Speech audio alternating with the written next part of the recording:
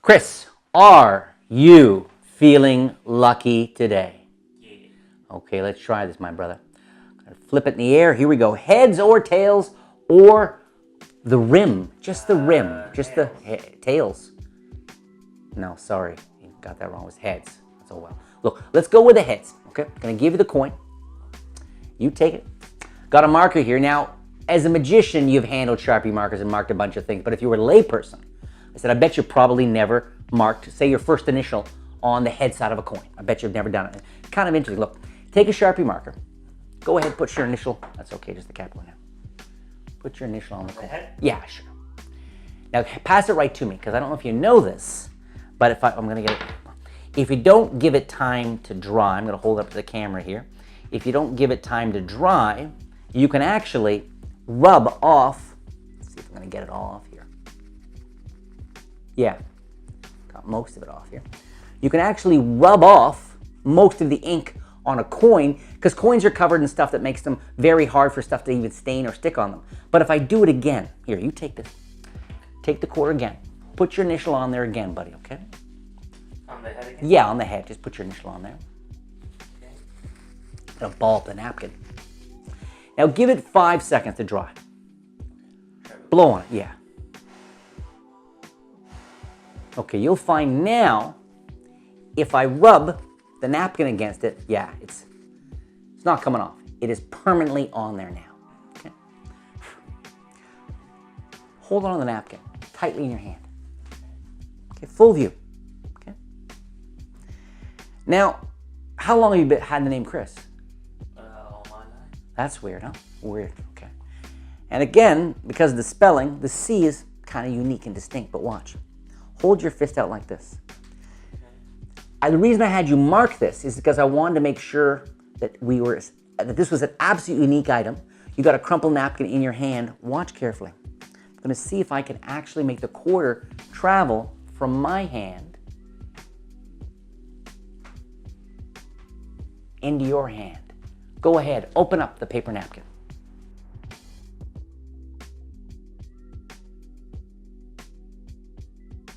This is my wipe-off principle.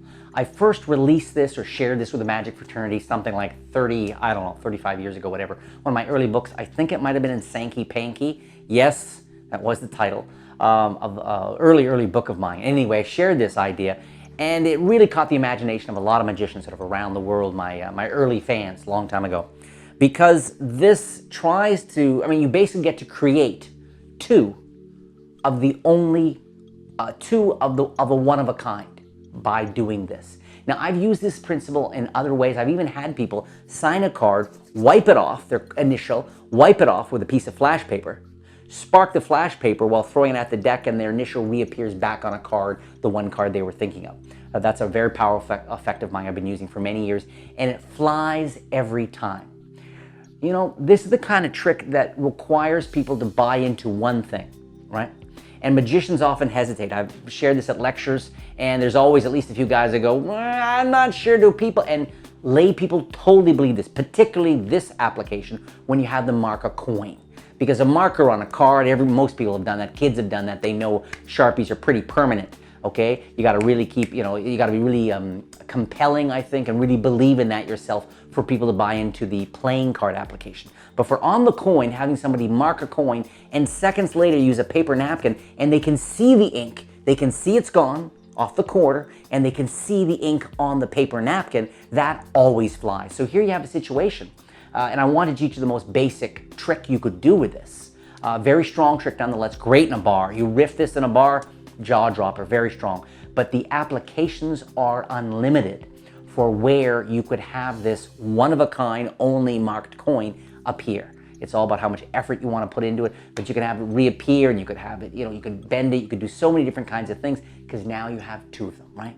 So keep that in mind. Let's drop in and take a look at the principle and the very simple handling. I think you're going to like it. So for this, you're going to need two coins, two matching coins, and a Sharpie marker. I got a jumbo here, no surprise. Of course, Sankey's got a jumbo, and a paper napkin. And what I have is a button here. I just have a button, and the reason I have the button is because I'm going to, any object that isn't going to hold the ink, this button has a clear plastic sort of coating on it. So I know I can take a bunch of ink, kind of put it on there like that, take the napkin, and if I don't wait too long here, I should be able to, let's see here. Yeah, okay, there we go.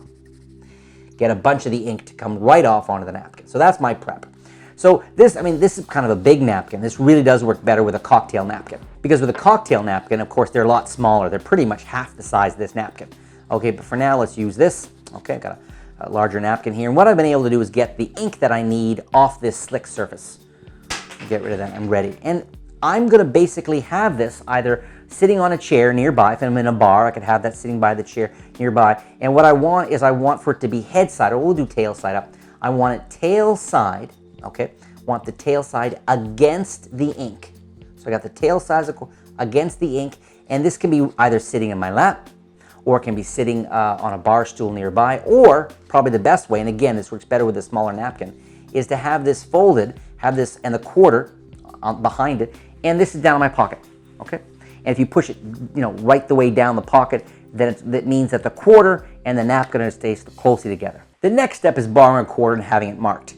Now, you can use your own coin, of course. There's some real virtue to that because you can know it's a perfect match, right? Or you can borrow. What I like to do is get a handful of change out, do a few different coin tricks with a handful of change, and rig my own coins, get a handful of coins out, do some tricks, and rig it so I have a perfect match among the change that I have, right? And then say, actually, let's try something with this. This looks like an ordinary quarter. Take a look at it. They take a look at it, make sure it's ordinary. And then I can go, you're feeling lucky, heads or tails, and go into it from there. And I say, go ahead, mark the coin. And they mark the coin. I say, just put your first initial on it, okay? And while they're putting the first initial on, I openly put my hand in my pocket, and I take out the napkin, okay?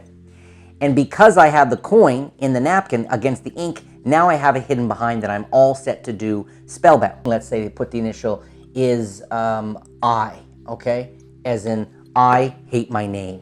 Okay, they do that, and I will still have had this in my hand. And I tell them right off the bat, if we don't let it dry, and I take it, and now I'm ready, like I said, for spellbound, because the visuals of coming over here, rubbing the ink off and showing it off, I mean, that is so convincing. This sells the idea, that sells the idea. And all I did was Vernon's spellbound move, which is, I have the marked coin here, and I'm going to let the coin fall down like this. The coin is going to fall down. I just move my thumb. The coin's going to fall down like that. Okay, and it's going to happen when I come over here and I leave the mark, or I'm going to leave the duplicate coin right where the other coin was and rub. Perfect motivation. They see the ink apparently comes off, but I keep moving. I don't pause there and go like that. I say, notice that if we don't give it time to dry, I can get most of the ink off, almost all of it. And I always say most or almost all of it, even though there's no ink left here, okay? I get most of it or almost all of it off like that. Then I immediately put this back down the table and say, but, and I say, if you put your initial, and I try not to say, if you put your initial again, or if you sign it a second time, I try to say, but if you put your initial on it, go ahead, you'll see. And now he puts his initial back on it like this, he does his eye like that again. I say, now if we give it time to dry, we count to 5 if you blow on it. And while everyone's doing that, I just take the napkin here. I'll say, now if you blow on it, and I can put the napkin directly on top of the first initial coin, okay? Can put the marker away. They're letting that dry like this, blowing on it, whatever. Now I can either open this, wrap it around the coin inside here to really make it buried, or just crumple it around it. But let's say in this case, I wrap it around, crumple it up. I'm done with this. This is totally natural action. Take the coin from them and say, actually here, hold on to this. They hold on to this, okay? And they'll never feel the coin inside. Or you could take this and put it under a coffee cup, or you could take the napkin and put it inside a wine glass. I love using wine glasses. Beautiful theater to isolate, but also raise so all can see, okay? But let's assume they're holding on to their hand. So, wow, am I in a crazy position?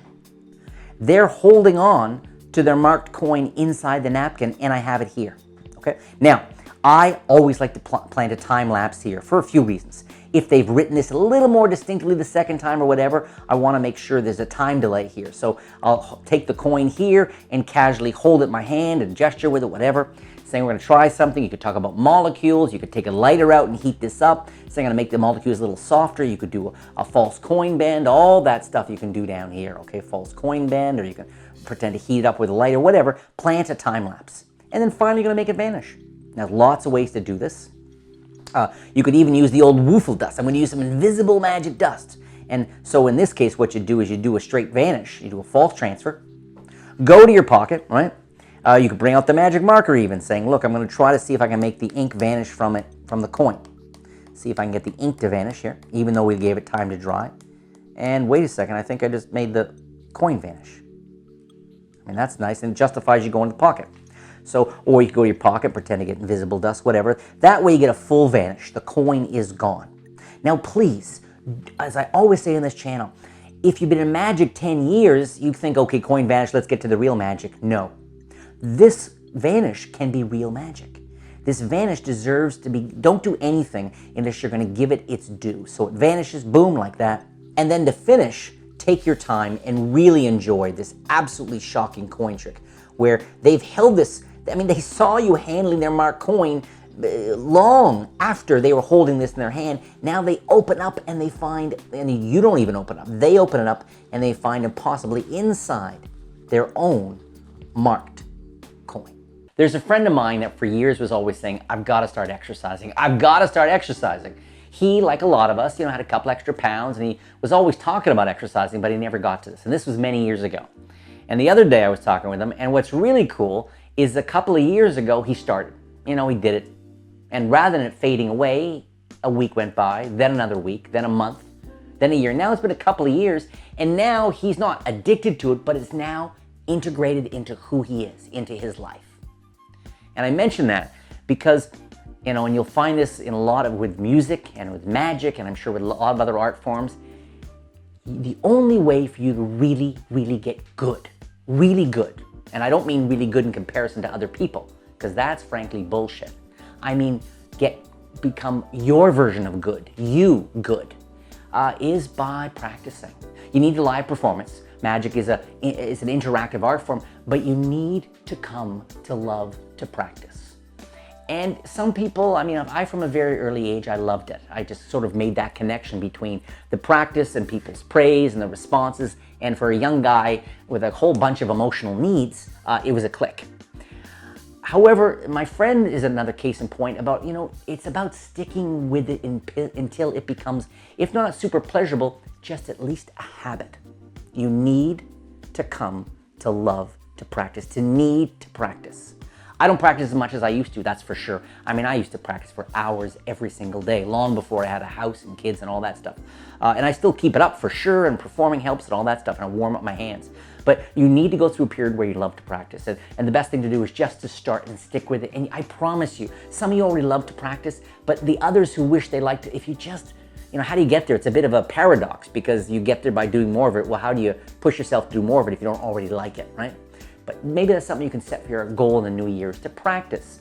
Maybe, 15 minutes a day. I bet you can find 15, not 20, not an hour. Classic setup, huh? Could do an hour every day, and of course, too much life comes in. 15 minutes.